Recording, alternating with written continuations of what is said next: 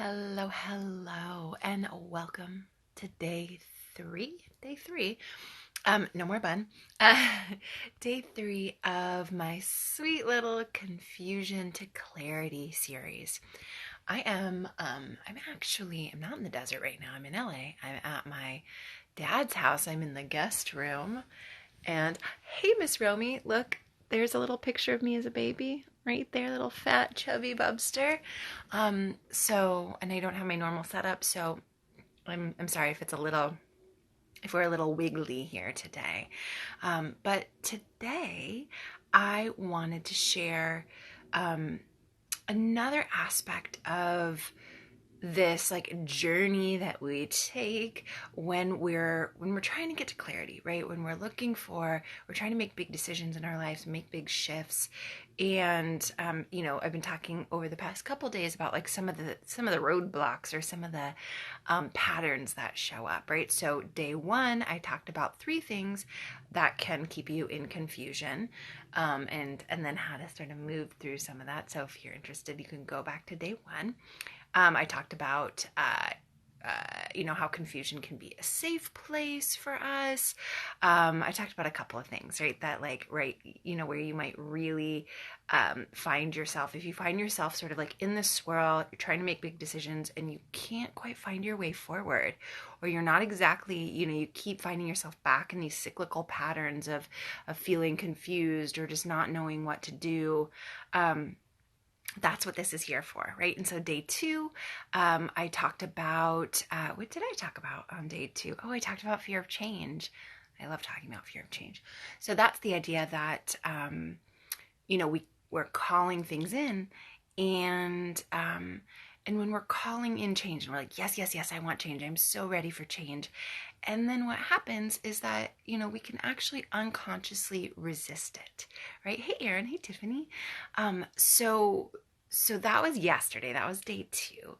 And that was, I love talking about fear of change because whenever we're like procrastinating or, stuck in perfectionism, or the pattern of, perfectionism being like, oh, well, it's, is it the right time to do these things, right? This happens a lot with folks doing inner work. They're like, is it the right time? Do I have all the right things, right? I have to have everything perfect before I can do any inner work, which is like not the case, and sort of not the point. But perfectionism, self-sabotage, sort of lack of clarity. There's a bunch of different things that come up in, hey, Hannah, that come up when when we're trying to call in big change. So today is day 3, and today I wanted to talk about active waiting. Now, this is something that I teach in my course, Clear, which is opening next week.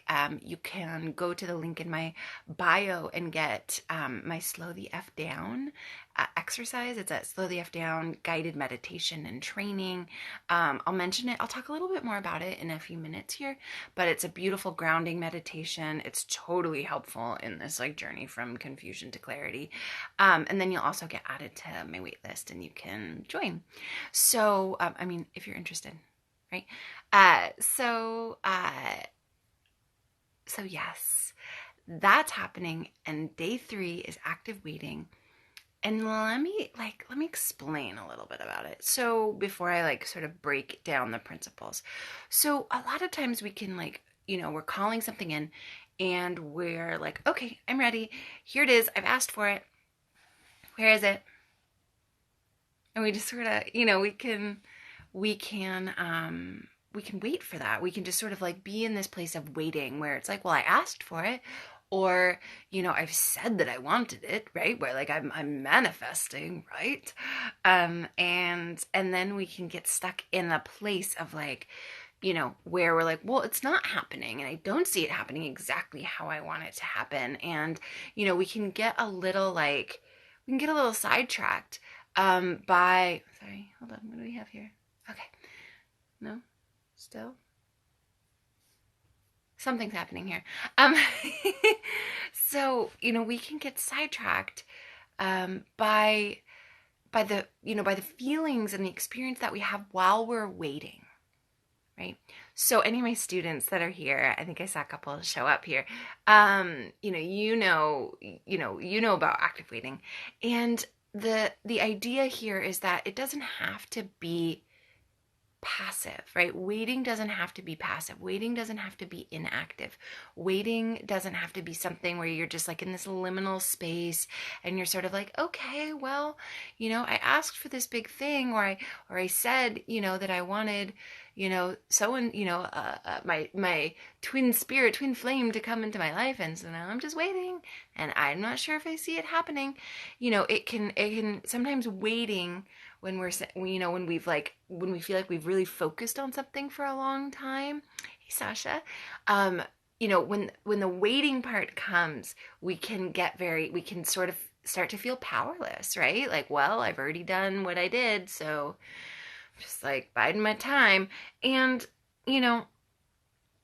when that happens, when we're in that, anyone feeling me so far, anyone feel like they're actually in sort of like a waiting period right now where they've like declared something or they've set some things in motion and now you feel like you're just sort of waiting for it to happen?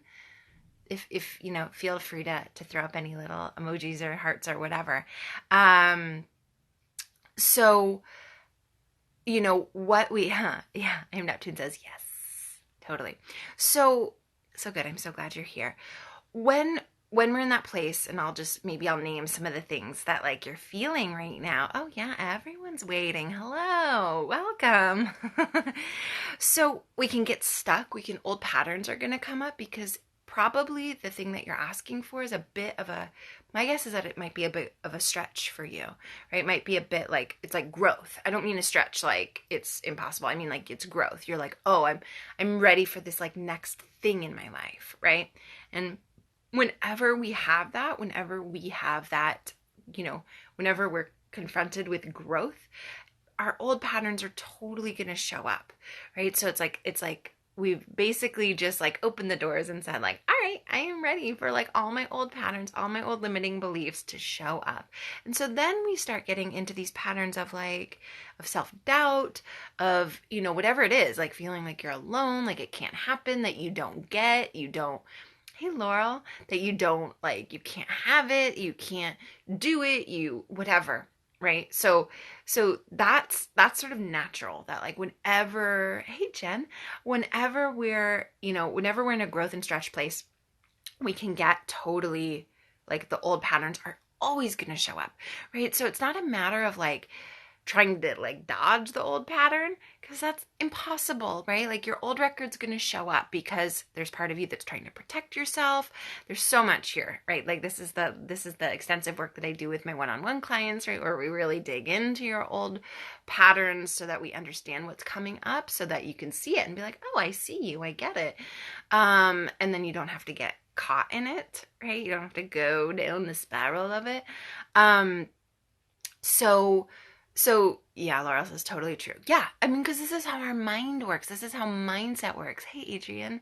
So, you can be assured that when you grow and stretch, that when you're asking for like the next big thing, or you're working towards it, that the old stuff is going to come up. And so it's not a matter of avoiding it. It's a matter of how to see it, how to work with it, how to make peace with yourself, how to like, oh wow, like how to have some self-forgiveness, how to have some tenderness through it. And when you can do that, that's when you can actually like, that's like where some of the stretch starts to happen. Because otherwise we're just like, okay, well, I'm trying for this thing and I don't know if I really believe it's possible, right? Part of you is saying that. So that's me talking about like passive waiting or inactive waiting. Getting caught in those spirals and then just being like, well, that doesn't look like my thing and that doesn't look like my thing. And then all of a sudden we start orienting towards not the thing, right? Like not the shift, not the change. And we start finding all the faults and we start finding all this proof, right? We prove to ourselves that like, see, I couldn't have it. I couldn't do it. Anyone feel me there? Anyone like actively like sort of proving to themselves that they can't actually have what they want, or they don't deserve it, or it's not coming? I mean, I feel that happens with me, right? Hey, Kimberly. So let's talk a little bit about active waiting. there's a few key pieces here to active waiting, some practices that I know are really, gonna support. Neptune says, yes, when we focus on those things, we just move towards those things and create more of it. Yes, totally. Tiffany says yes. So, yeah, we do. And I mean, this is part, I am talking about like law of attraction. I am talking about manifestation, but this isn't like a, like focus hard enough on the like gold necklace and it appears on your neck sort of manifestation. This is like understanding how your mindset works, like understanding like why your thoughts and emotions and actions are the way they are, like understanding the roots of those patterns so you can go deep within and actually like align on a belief level, not just on a like, and that does include like your thoughts creating your reality. But I really believe that it's not just like, okay, I'm just gonna like think happy thoughts all the time and then happy things are gonna happen. Because I don't really believe that. I think that's like sort of a surface level of how, how attraction works. And I think we can get into a lot of spiritual bypass and ignoring things that are real and happening in the world that actually need our love and attention. So that's all I'm going to say about that today. I'm probably going to talk a little bit more about that tomorrow because tomorrow's topic is burnout. And how to like move through it, live through it, keep going. So here we've got, sorry, like I said, I'm at my dad's house and I'm in the guest room here and there's a little like picture of me as a baby right there. So sorry, I'm a little wobbly today, y'all. So the practices of active waiting, and feel free to like write some of these down, think about how they apply for you, what they might look like for you. You can always ask questions here or afterwards, like in my DMs. If you're like, wait, tell me more about that, I'm totally available. Or if you're watching this somewhere else, in the comments. So the first thing is that I think, really seeing it as, hold on, I gotta move here. There we go. So seeing it as an opportunity, right? So this is like the time of waiting, this time between like, okay, here's what I want, here's what I'm asking for, here's what I'm calling in, and then the time that you start to see it showing up, right? Like it doesn't have to be this sort of like dead zone liminal time, right? It can actually be a time of really powerful opportunity in the transition and like sort of feeling your way into the transition, right? So I'm a big believer that when, you can't, Abraham Hicks talks about it like, or Esther Hicks talks about it like, you can't get to happy from sad, right? So it's like, you can't be like, oh my God, I want this amazing thing in my life. And then be like, and it's going to feel so great. And that's why I want it. And it's going to be joyous and graceful and wonderful and abundant. And then you can't move towards it if you're like, well, I don't think it's going to happen. And this sucks. And that sucks. And I don't even see how it's going to work in my life. And right, like you can't get to all happy, right? Like you can't get to it from the sad, right? You have to start, like you can use this transition time as an opportunity to start aligning, like to start shifting your vibration, to start really getting in the feeling and experience of what you want, right? Of like what you're calling in. So the first practice is, to like prep yourself, to prepare yourself for what you're calling in. So if you're like, well, say you're like, I'm calling in a new job, for example, right? You're like, I need a shift in my career. I'm calling in a new job. Well, think about why you want that new job. Think about like what you think it's going to bring you, right? So if you're like, oh my God, it's just going to bring me more money and then I hate this other job, right? Like that's fine. We all learn from contrast, but I want you to notice that like, if you're feeling spit it out, Dana. If you're feeling like, yeah, I just want some more money and I want this other experience. I'm burned out of this other one. Tomorrow, tune in for burnout. But really go a little deeper into like, what's the experience you really want to have? What are the feelings you really want to feel? Okay? So write those down, right? Give yourself some homework here. Because when you're prepping for that, you you want to prep yourself for it, right? You want to like actually do it with some joy, as much as you can. Like, you want to sort of happily prepare yourself for what's coming in whatever form and whatever timing it's coming. Um, there's a piece here about like trusting in divine timing, and that's that does, like that's some trust work, which I do a little. Hey, Miss Tracy, honey. Trust work. I go a little deeper. I go way deeper into trust work in my course. But I'll just say here, like in divine time, and the idea of divine timing is like trusting that like what is coming towards you is, like in this space, right, in this active waiting, is like a practice of trust that like what is coming towards you is coming, right? And it might not come in the exact time frame that you think it should come, but if you can trust that it is coming, and you can, instead of looking for all of these excuses as to like, or little proof points that like it's not coming, if you can start to look for proof points that it is coming and that it is happening, and you're feeling it inside of yourself, like that, like that's trust. That's cultivating self-trust. That's cultivating perhaps trust in the universe, and like working with that divine timing of like, oh, okay, I think it needs to happen in this time frame, but like this is just my mind. And there might be some other, right? Like if you can sort of expand out of your own little life, your own sweet, precious life, and consider that like there are some other factors moving, and that there is some divinity here. There is some like divine timing at work. So that process might not be available. You might be like, I don't know, Dana. That's okay. This is always like these, whenever I'm sharing, you can just sort of take what works for you and leave what doesn't, right? And if something really bugs you, like look at it, right? Because it really might be something for you. Okay, so that first practice, which we had a couple mini practices in there, is about like really honoring the time as the opportunity, right? The transition itself is the opportunity. This waiting period, is as important as the shift that you're calling in, right? Try that on. This waiting period, right? This thing that this liminal space, right, is as important as the shift itself, right? Because one is leading into the other. So, it was like you didn't, if you went to high school or college, it wasn't like you just like woke up one day and got a diploma.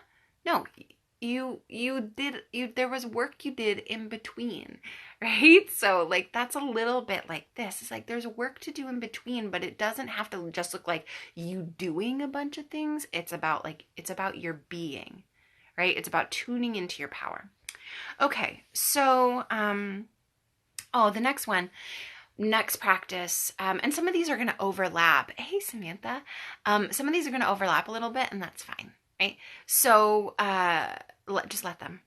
So the next practice, in active waiting, right, to like stay out of inactive, passive waiting that can like just suck you down in a bunch of old pattern and shame spirals and self-doubt and lack of self-trust, which we don't want.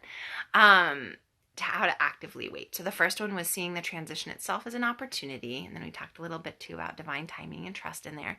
And then this next one is to stay grounded and present, right? So the idea here is that, remember I talked about that sort of joyful prepping. And so when you're staying grounded and present, it's like looking around and consistently taking stock of what's happening around you, and again, it's a little bit of that like finding proof of like, oh, wait, hold on. What's happening right now is okay, right? Or what's happening right now is great. Or what I see out the window is beautiful. That tree is beautiful. It's like, that tree is beautiful. The sky looks beautiful. I love the way that this like fabric feels on my body. I mean, I really do love the way this fabric feels on my body. It's like, like sensuality is a really powerful gateway here to presence, right? Whenever you feel like you're spinning out, I totally recommend my grounding exercise, which you can get the link in my bio, or go to thatclearlife.com and you can get my grounding, slow the F down, grounding visualization and meditation and training. It's really sweet, and you can practice it every day. You don't have to listen to me every day.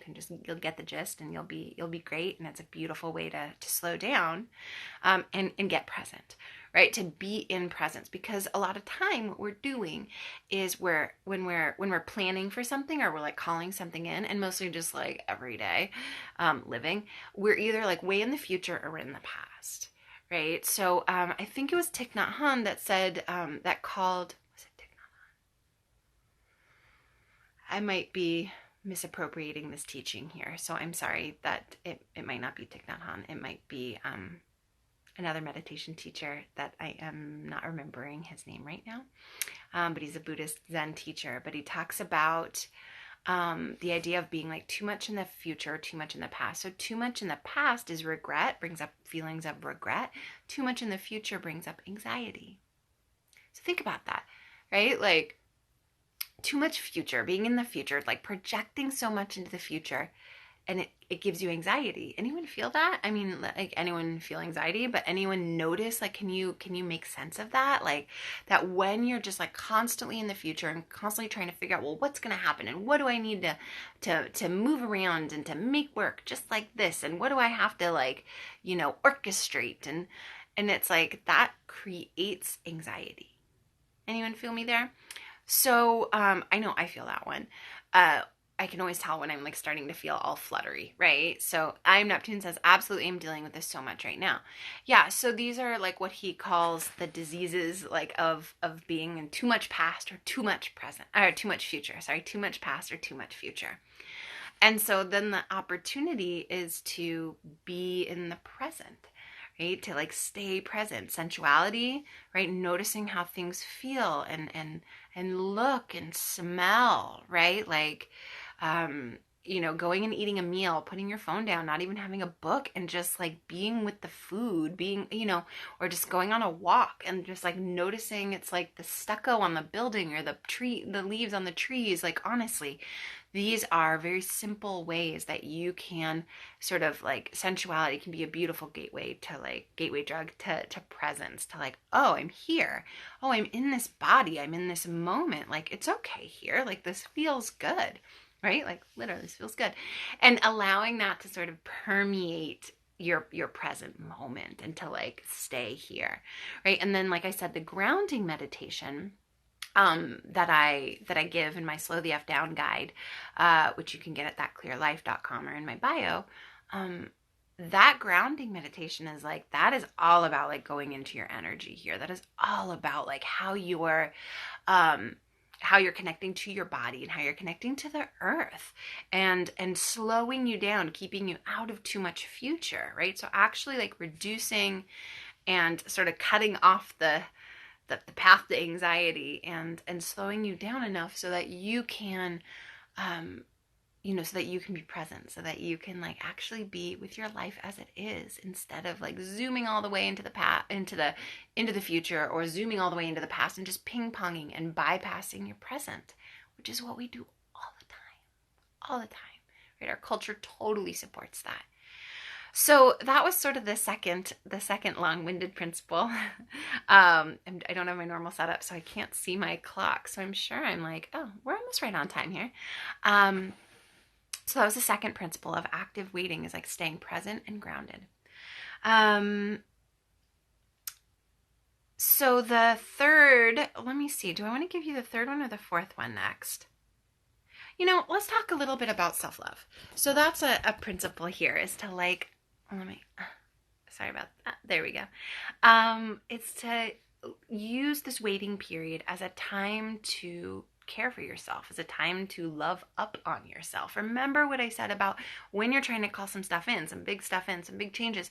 And, if you get caught, which is so, often the case, when you get caught in that self-doubt, it's like that you start to get in that swirl of confusion, like, well, like, oh, can I really have this? Can I really do it? Hey, Amy, can I, and we start to erode our self-trust again, right? Which is like normal for many of us.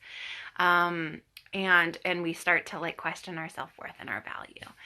So this time gets to really be a time of self-care and self-love. self-love.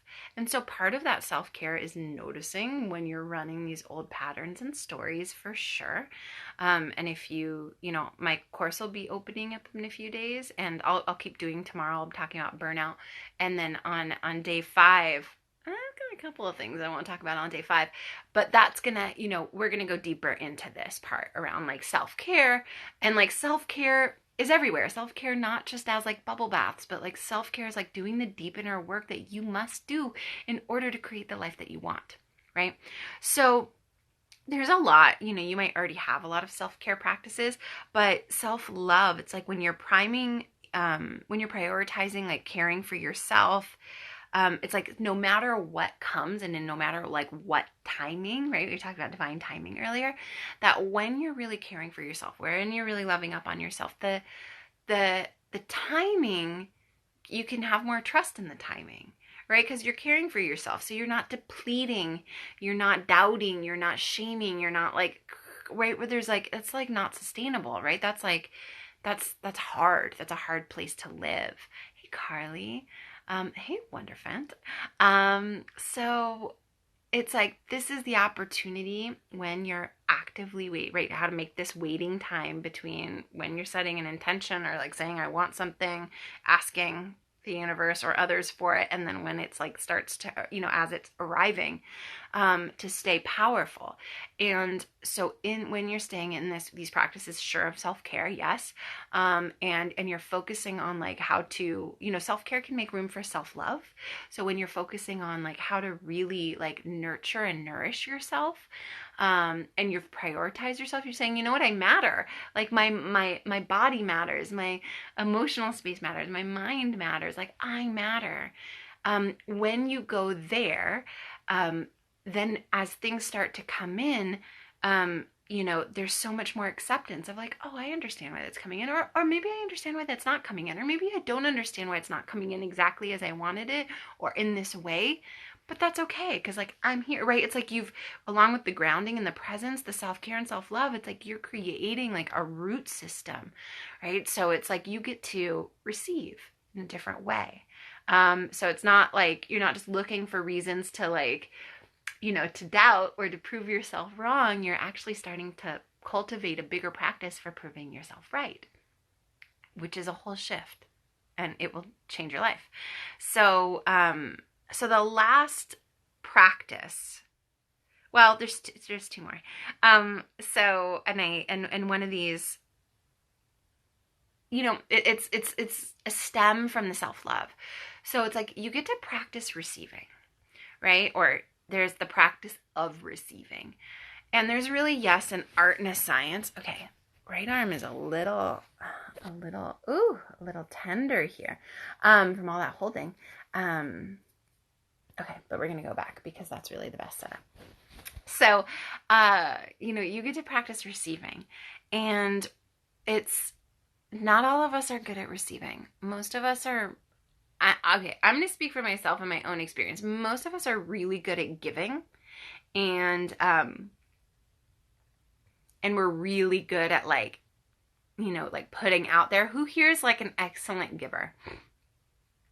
Who here, has really good giving skills and has a hard time receiving? Anyone? Okay, I just saw like an explosion of hearts. I'm assuming that must have been someone or a couple people. Yeah. Oh, hey, Victoria, right? We got some hands here. So that's, like Amy too, right? So we're so good. I mean, most of us as, hey, Leah, many of us, right? Especially women, like in our culture, it's like we're definitely like programmed around like giving to the point where we just sort of like, it's like we just like give until our well is empty, right? And then we run in that place. Like we live from that place of like a barely filled well. And we learn how to run from this place, right? So I was talking on day 1 about confusion and how we learn to be in confusion and just stay there because we actually like know how to navigate it. Like we learn how to run on a really empty well. and this is not just like, I'm not saying that only women get this, right? But I'm just saying in our culture and in many cultures, like women are definitely like, we receive way more programming around giving than receiving, right? Amy says ties in with our self-worth. Totally. So we learn to just like run with an empty well. And so what I'm talking about here is like, is to start, these practices in part of like actively waiting, right? Are part of like filling your well back up, right? Because a lot of time what we're doing when we're calling in a big shift is that we are calling in a big shift in our lives because we want to feel differently, and we want to probably like feel like our well is more filled. And so if we're spending the time like in, if our regular practices are all about just like unconsciously draining our well, or staying at a place where our well is just like, the last little bottom dribbles and rocks and pebbles and algae, whatever's at the bottom of the well, it's like the idea that something else is going to come into our lives and then fix it, or all of a sudden give us all of the like abundance and good feelings that we want in our lives, then we're that again is a little bit like, or a lot of bit sort of misallocating our power, right? Where it's like, oh, well, something else is going to make me feel this way. Something else is going to give me the experience of my life that I want. And it's like, no, you're gonna, right? Because you can pick a whole different career in a whole different city.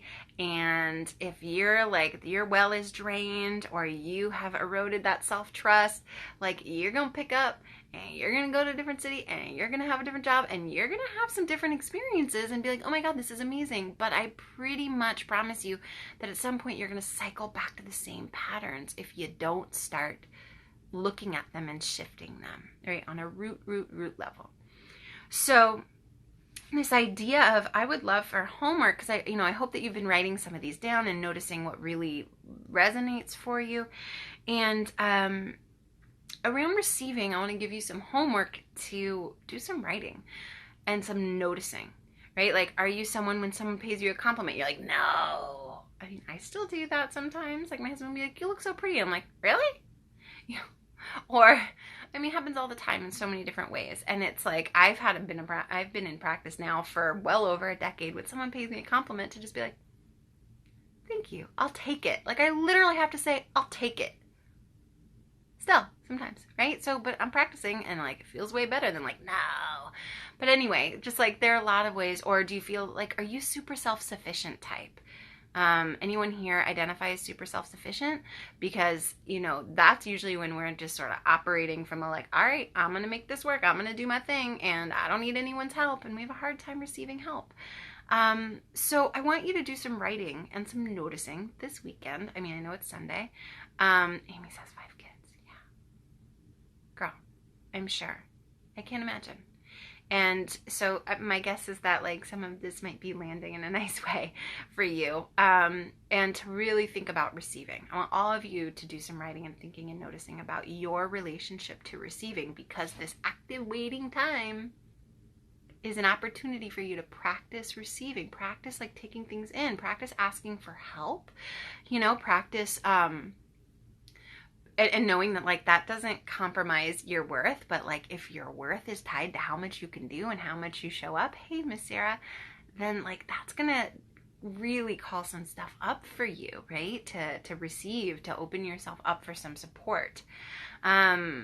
So anyway, that's so much, like I go so much deeper in my coursework, which is opening next week, which if you want to, I mean, I'll share something here, I'll share some stuff here on Instagram. But you can also go to the link in my bio and sign up for my Slow the F Down guided meditation, which I recommend anyway and is your homework if you haven't already done it. And practice grounding, because I remember that was one of my active waiting practices. And you'll get added to my wait list. And so I'll let you know in a few days what the deal is. So, and it'll only be open for a few days. So, the window, the doors, the door will swing wide open, and then we're going to close it. Because we got to create a little solid container here. So anyway, those are the principles. There's one more, and I guess, my friend Sandy, she's my business partner, Sandy Citron. If you're looking for an amazing astrologer, she's in New York. Sandy Citron, citron with an S.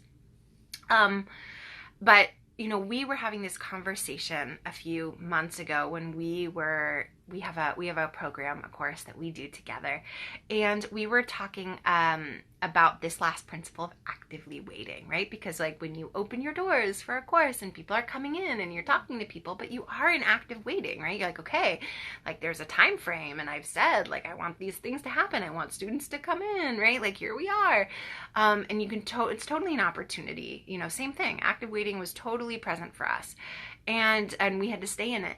And we talked about this last principle, which was the idea that like to accept and like honor and acknowledge that like you've done all that you can, right? When you've asked for something, right? When you've created some room for something in your life, a big shift, and you've called it in, and you're like, all right, I'm putting myself out there, I've asked for this, I'm thinking about it, right? I'm making room for it, all this, like to honor that like you've done it, and that you don't have to just fill up your time with a lot more doing, right? That's why all these principles of active waiting are very much being centered, right? Because it's about aligning with what you really want. And so Sandy and I were talking about it, like she said it one day. I was like, well, should we change this? Should we do this? Should we blah, blah, blah? And, should we add a thing? Should we, whatever. I don't remember what I was proposing that we do to like, put the word out more. And she was like, let's just think about it like a cake. We've put in all the like best ingredients that we know how to put in and that we have to put in at this time in our lives. And we've put all those ingredients in. And, when you're baking a cake, and I'm a serious rogue baker for anyone here who knows me, right? So this might not actually apply to baking for me.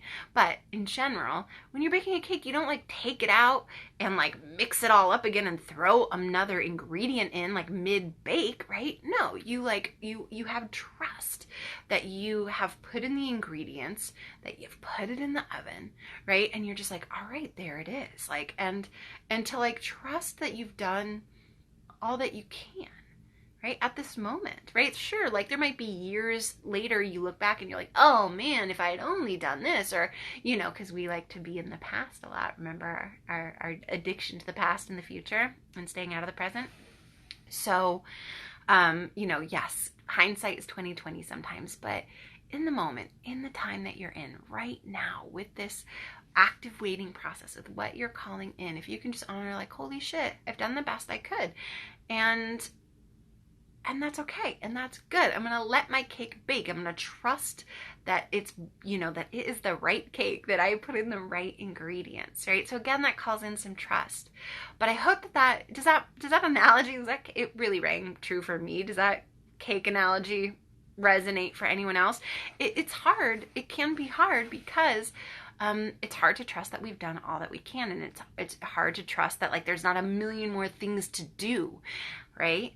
Anyone feel that? So Farius5 says, well, and sometimes I did forget an ingredient, but adding it halfway through baking wouldn't fix anything. Totally, right? So that's such a beautiful point. And so I love that. Yeah, it wouldn't really fix anything because I've actually done this in baking and it doesn't work. And it's like to trust. And I think that's such an important part. I mean, if I was to say, a recap, I won't go through all the principles. If you're just tuning in, you can rewatch this. I'll post it in a moment. But to really notice that like this is a time of trust. This is a time of self-care. This is a time of self-love. This is a time of like, of staying, of being present and grounded, right? And it's really an opportunity. It's a time of opportunity. Okay. So I hope some of those practices are helpful for you. Again, if you have any questions, you can ask in my DMs, slide right in, and or anywhere else that you're watching this in the comments, and I'm so happy to answer. Anything in particular coming up for anyone that they want to share? I've got like another minute here.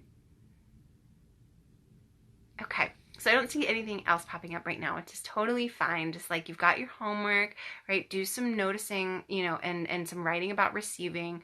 Go to thatclearlife.com and sign up for my slow the F down guided meditation and visualization. Amy says trauma work.